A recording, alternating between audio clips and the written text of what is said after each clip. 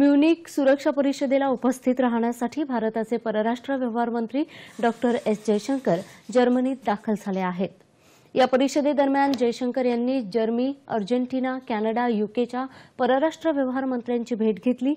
जयशंकर यांनी जर्मनीच्या परराष्ट्र व्यवहार मंत्री एनालेना बेअरबॉक तसंच युनायटेड किंगडमचे परराष्ट्र व्यवहार मंत्री जेम्स कॅमेरॉन यांचीही भेट घेतली। जागतिक आव्हानं आणि त्यावरील उपाययोजना या विषयावर एनालेना यांच्यासोबत चर्चा झाल्याचं जयशंकर यांनी सांगितलं। भारत जर्मनी दरम्यानच्या पुढील मंत्रिस्तरीय बैठकीच्या तयारीचाही आढावा घेतला असल्याची माहिती त्यांनी दिली। याच परिषदेदरम्यान जयशंकर यांनी अर्जेंटिनाच्या परराष्ट्र व्यवहार मंत्री डायना मोंडिनो यांच्याशीही चर्चा केली आहे। यावेळी आर्थिक विषयावर चर्चा झाली। जयशंकर यांनी कॅनडाच्या परराष्ट्र व्यवहार मंत्री मेलानी जोली यांचीही भेट घेतली। 3 दिवसांची म्युनिक सुरक्षा परिषद कालपासून सुरू झाली आहे।